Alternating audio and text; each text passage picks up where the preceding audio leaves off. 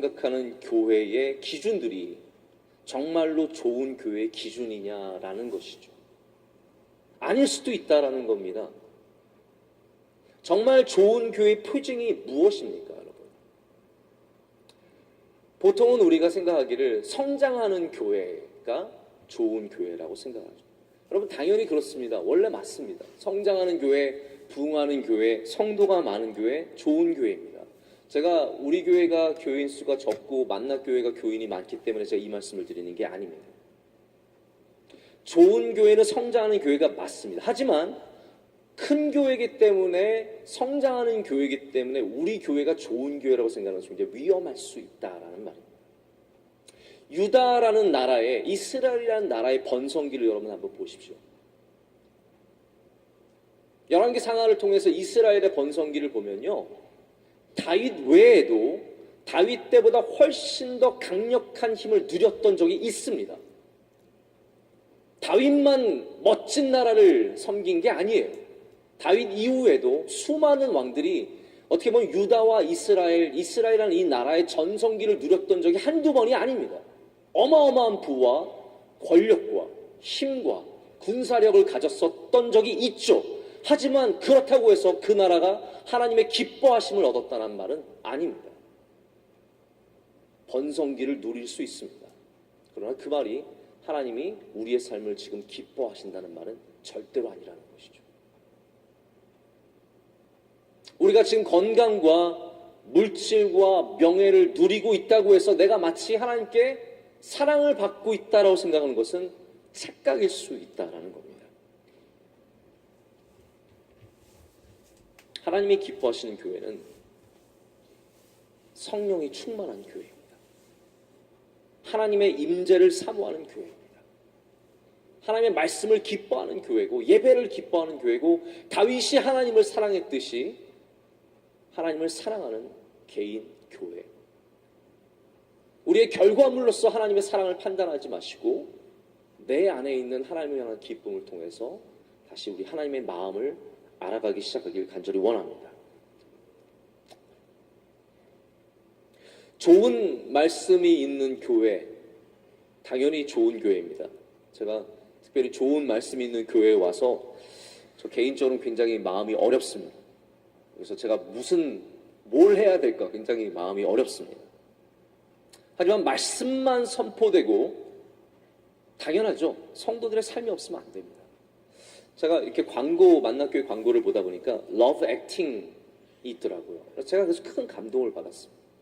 우리가 사랑이라는 것을 아무리 관념적으로 개념적으로 설명을 하고 사랑을 통해서 많은 은혜를 받아도요, 결국 act out, 우리가 그것을 정말로 실천하지 않으면 하나님이 기뻐하시는 교회와 기뻐하시는 개인이 절대로 될 수 없는 것입니다. 생각은 많이 합니다. 이 시대가 너무나 인터넷에 말씀이 넘쳐나고요, 좋은 설교자들이 넘쳐나고요, 세상에 좋은 말씀이 너무나 많습니다. 그러나 삶으로 살아가는 것은 정말로 부족하다라는 것이죠.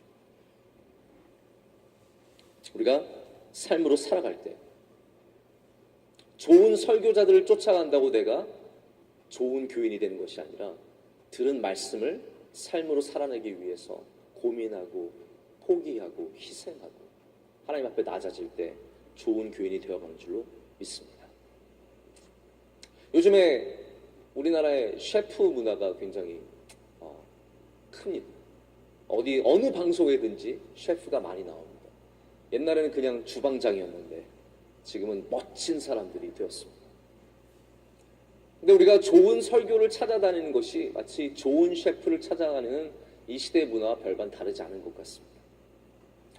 제가 뉴욕에 있을 때 리디머라는 교회에 다녔습니다. 팀 켈러 목사님이 섬기시는 정말 좋은 교회입니다. 근데 거기 캠퍼스가 맨하탄에 한 3-4개 정도 되는데요, 팀 켈러 목사님이 어느 캠퍼스에서 말씀을 전하실지 몰라요. 그래서 제가 예배에 갔는데 팀 켈러 목사님이 오시면 야, 오늘은 성공! 이러고 팀 켈러 목사님이 아니라 동역하신 다른 목사님은 오늘은 실패. 이렇게 될 때가 저에게도 많았습니다.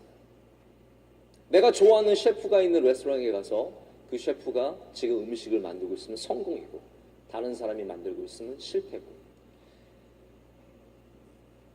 우리의 생각이 그거 굉장히 비슷합니다. 하지만 여러분, 교회에서 선포되는 말씀은 어떠한 말씀입니까? 그저 여러분의 입맛에 맞는 맛있는 말씀이 아니라 우리를 살리고 우리를 세우고 우리를 성장하게 하는 어머니의 음식인 줄로 믿습니다. 어머니의 음식이죠. 어머니의 음식. 세상의 바깥에 나가서는 좋은 거, 우리가 원하는 거 먹지만 집에서는 어머니가 주신 건강한 음식 먹기 싫어도 먹어야, 시금치 먹어야 하고, 고등어 먹어야 하고, 멸치 먹어야 하고, 고추 먹어야, 그래야 우리가 정말로 건강한 사람으로서 성장할 수 있기 때문입니다. 아무리 세상의 음식이 다 좋다고 하지만 우리가 정말 집밥을 먹지 않으면 안 되는 것처럼, 세상에 중요한 좋은 말씀, 훌륭한 설교자들이 많지만 여러분께서는 바로 하나님의 전, 여러분의 교회에서 선포되는 하나님의 말씀을 날마다 듣고 먹으며 이것을 통해서 성장해야 할 줄로 믿습니다. 그래야 우리 안에 정말 하나님이 주시는 말씀이 장성한 분량까지 우리를 성장하게 하기 때문입니다. 저번 컨퍼런스에 가서 받았던 큰 은혜 중에 하나는 하나님의 말씀을 이 세상 가운데 우리가 어떻게 전해야 하냐는 그런 주제였습니다. 중요한 개념이 있습니다. 홀 가스펠이라는 거죠. 우리가 복음의 부분만, 세상의 입맛에 맞는 것만 전하는 것이 아니라 이 말씀 전체를 이 세상 가운데 주어야 된다는 겁니다. 때로는 우리 입맛에 맞지 않는 말씀이 이 안에 있습니다. 때로는 이 시대의 사고와 다른 말씀이 있습니다. 그리고 이 안에 정말로 많이 강조되는 말씀이 있고 때로는 조금만 강조되는 말씀이 있습니다. 근데 우리는 우리의 편의를 따라서 정말로 강조되는 말씀, 약한 자들과 가난한 자들과 함께하라고 그들에게 복음을 전하라는 하나님의 말씀은 저리 제쳐놓고 우리의 모든 생각과 우리의 모든 주제를 그저 동성애에만 보내고 있습니다. 뭔가 잘못된 거죠. 우리가 다시 하나님의 쓴 말씀까지도 이 복음 전체를 받아들이는 믿음을 가져야 할 줄로 믿습니다. 그래야 우리 안에 바로 하나님의 마음을 통달하시는 성령의 역사가 우리 마음에, 우리 안에 거하게 된다라는 말입니다.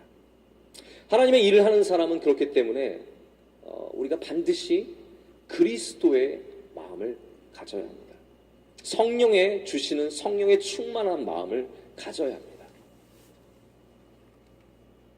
저는 그래서 이렇게 생각합니다.